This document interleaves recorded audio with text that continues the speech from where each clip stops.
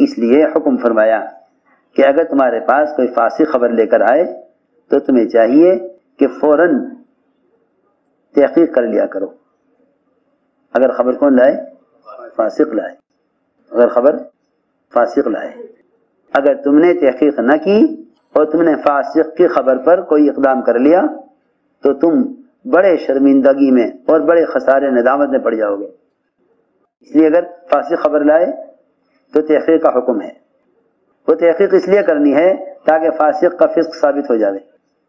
اس لیے تحقیق کا حکم نہیں ہے کہ ایک مسلمان اور ایک مومن کو کہ اسلام اور اس کے ایمان میں شک پیدا کیا جائے. ان جاءکم فاسق بنبأ فتبینوا، اگر فاسق خبر لائے تب تو تحقیق کرو. اگر فاسق خبر لائے تب تحقیق کرو. حضور اکرم صلی اللہ علیہ وسلم کے پاس آپ نے ایک آدمی کو بھیجا ایک صحابی سے زکوٰۃ وصول کرنے کے لیے. ایک فاسق کو پتہ چلا کہ یہ زکوٰۃ وصول کرنے جا رہے ہیں فلاں صحابی سے. اس فاسق کو، منافق کو یہ خیال آیا کہ اس کے اور اللہ کے نبی کے درمیان کیسے بدگمانی پیدا کی جاوے اور کیسے دوری پیدا کی جاوے. سنو تو صحیح.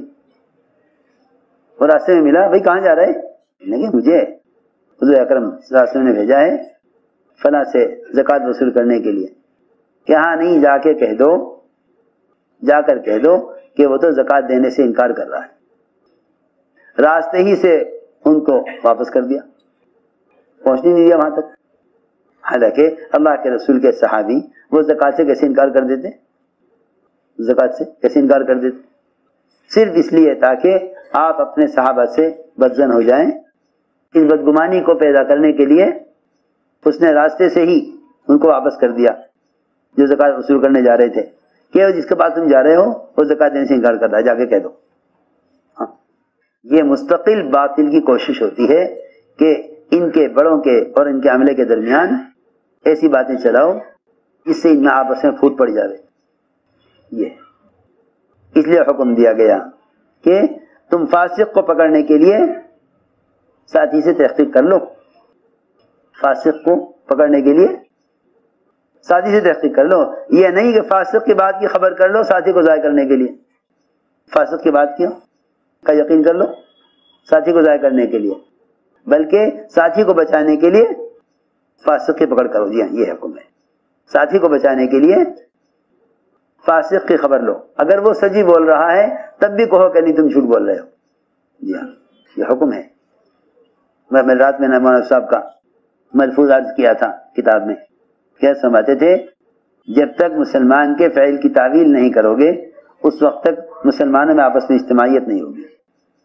مسلمان کے فعل کی تعویل کرنی پڑے گی، چاہے تمہیں اس کے لیے 100 جھوٹ بولنے پڑے، چاہے اس کے لیے تمہیں 100 جھوٹ بولنے پڑے. مسلمان کے فعل کی تعویل کرنی پڑے گی، چاہے اس کے لیے تمہیں 100 جھوٹ بولنے پڑے. سوچو تو صحیح، جب ایک گھر کے 2 میاں بیوی، 2 فرد، ان کے آپس کے تعلقات اور محبت کو باقی رکھنے اور بڑھانے کے لیے ایک دوسرے کا آپس میں جھوٹ بولنا پسند ہے، تو ساری امت کو جوڑنے کے لیے جھوٹ بولنا کتنا محبوب ہوگا اللہ کو. سوچو تو صحیح، غور تو کرو میں کیا کہہ رہا. ساری امت کی اجتماعیت کے لیے کتنی تعویل کرنے کا حکم ہوگا جب 2 میاں بیوی کے آپس کے تعلقات کو باقی رکھنے کے لیے کہ نہیں بھائی ایک گھر نہ اجڑ جائے. یہاں ساری امت کا مسئلہ ہے، ایک گھر کا مسئلہ ہے، اس میں جھوٹ بولنے کا حکم ہے. جی ہاں، جھوٹ بولنے کا حکم ہے. جی حکم کہ جھوٹ بولیے. عبداللہ بن رواحہ رضی اللہ تعالیٰ عنہ رات کو بیوی کے پاس سے اٹھ کر چلے گئے باندی کے پاس. بیوی کو غصہ آیا کہ مجھے چھوڑ کر باندی کے پاس. باندی ہوا کے زمانے بیوی کی طرح وہ چلے گئے اٹھ کر باندی کے پاس، بیوی کو چھوڑ کر. بیوی کو غصہ آیا، بیوی اٹھی اور جا کے اندر سے چھرا نکال کے لائی اور عبداللہ بن رواحہ پہ حملہ ہی کرنے والی تھی. ادھر عبداللہ بن رواحہ باندی سے فارغ ہو چکے تھے. چھرا لے کے چڑھی، کیا کر رہی، کیا بات ہے؟ کہنے لگی اگر میں تمہیں باندی کے پاس دیکھ لیتی تو تمہیں اس چھرے سے یہ چھرا تمہارے سینے میں گھسا دیتی. تو نے مجھے باندی کے پاس کہاں دیکھ لیا؟ میں تو گیا ہی نہیں باندی کے پاس. ہاں، تو نے مجھے باندی کے پاس کہاں دیکھ لیا؟ میں گیا ہی نہیں باندی کے پاس. تو یہ چھوڑ کے بھلا باندی کیا حیثیت ہے؟ تیری حیثیت ہے؟ میں نہیں گیا باندی کے پاس. نے کہا کہ نہیں گئے، چلو پڑھو قرآن. کیا کرو؟ پڑھو قرآن. کیونکہ باندی کے پاس سے آ رہے ہو، اس کے پاس میں نے تمہیں خود دیکھا ہے تم باندی صحبت کرتے ہوئے. میں تو چھڑا لینے گئی تھی، تم اتنی دیر میں فارغ ہو گئے کہ اچھا نہیں گئے باندی کے پاس، پڑھو قرآن.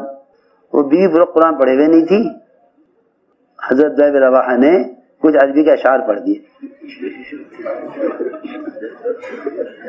کیا پڑھ دیے؟ عربی اشعار. عربی اشعار پڑھ کے سنا. سارے عربی اشعار پڑھ کے اللہ اکبر، اتنا جھوٹ بولا، اتنا جھوٹ بولا. قرآن یہاں تک جھوٹ بولا کہ عربی اشعار کو قرآن کہہ کے پڑھا. سنو تو صحیح، تم کہاں ہو؟ تم تو چھوٹی چھوٹی باتیں پکڑتے رہو اور بس میں کیا چھوڑو. ہائے ہائے، کھونا کیا تھا ہو کیا رہا. خوب جھوٹ بولا شوہر نے، عبداللہ خوب جھوٹ بولا. ایک تو یہ سب سے بڑا جھوٹ کہ باندی کے پاس گیا ہی نہیں. دوسرا جھوٹ یہ کہ لو سنو قرآن. کتنی بڑی بات ہے اشعار کو قرآن کہہ کے پڑھنا. اشعار کو پڑھ رہے قرآن کہہ کے.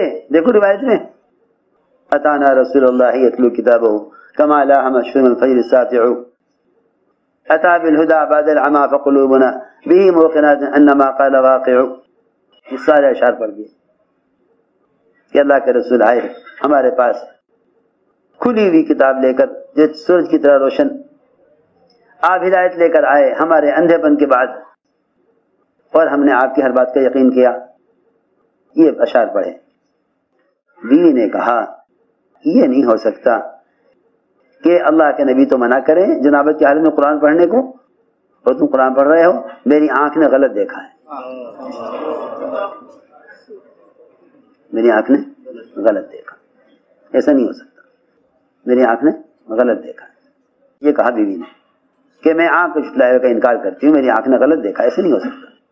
جب آپ منع کر رہے ہیں تو بات ٹھیک ہے. صبح عبداللہ بن رواحہ نے سارا قصہ سنایا. حضور اکرم آپ اتنا ہنسے کہ آپ کی داڑھیں ظاہر ہو گئیں. اتنا ہنسے آپ اس قصے پر. ہائے میں کیا عرض کروں. ساری مصیبتیں، سارے فتنے، سارے اختلاف، سارا افتراق، ساری تہمتیں صرف اس لیے ہیں کہ کام کرنے والے مزاج نبوت سے ہٹے ہوئے ہیں. سارا فساد ہی اسی کا ہے. اس لیے کہہ رہا ہوں صبر پیدا کرو اور دلوں میں وسعت پیدا کرو. اس لیے عرض کر رہا. دیکھو ایک مسلمان کو کسی طرح بچانا ہے، ایک مسلمان کو کسی طرح بچانا ہے. ہوئی غلطی کہ کیا کرو کہ تعویل کرو. ایک صاحب کو قتل کیا جانے لگا. حضرت ابوبکر اڑ گئے کہ نہیں عمر قتل نہیں کر سکتے، کیونکہ حضرت ابوبکر رضی اللہ تعالیٰ عنہ ایسی تعویلات کرتے رہے کہ کسی طرح چاہتے تھے کہ یہ مسلمان قتل سے بچ جائے. یہ مسلمان قتل سے بچ جائے. یہ تھی کوشش. پہلے کوشش ہوتی تھی غیر کو مسلمان بنانے کی، اللہ مجھے معاف کرے. اب کوشش ہے مسلمان کو غیر بنانے کی. پہلے کوشش ہوتی تھی غیر کو مسلمان بنانے کی کہ کسی طرح اسلام میں داخل ہو جائے. مسلمان کے فعل کی اتنی تعویل کرو کہ مسلمان کا گناہ ثابت نہ ہو کے دے. مسلمان کا گناہ ثابت نہ ہو کے دے. اتنی تعویل کرو مسلمان کے فعل کی. یہ تھا مزاج. اس مزاج سے امت بنی تھی. اگر ذرا بھی اس مزاج سے ہٹو گے تو افتراق پیدا ہوگا. ذرا اس مزاج سے ہٹو گے تو افتراق پیدا ہوگا. افتراق، پھوٹ. آپس کی اجتماعیت کو باقی رکھنے کے لیے مسلمان کے فعل کی تعویل کرنا فرض ہے. فرض، چاہے اس کے لیے جھوٹ بولنا پڑے. جی ہاں، کہ نہیں ایسا نہیں، مسلمان ایسا نہیں کر سکتا، مسلمان ایسا نہیں کر سکتا. اور اگر اس سے گناہ ہو جائے تو اس کی قربانیوں کو یاد کرو. مسلمان کے فعل کی تعویل کرنا فرض ہے. فرض، چاہے اس کے لیے جھوٹ بولنا پڑے. جی ہاں، مسلمان ایسا نہیں کر سکتا، مسلمان ایسا نہیں کر سکتا. اور اگر اس سے گناہ ہو جائے تو اس کی قربانیوں کو یاد کرو.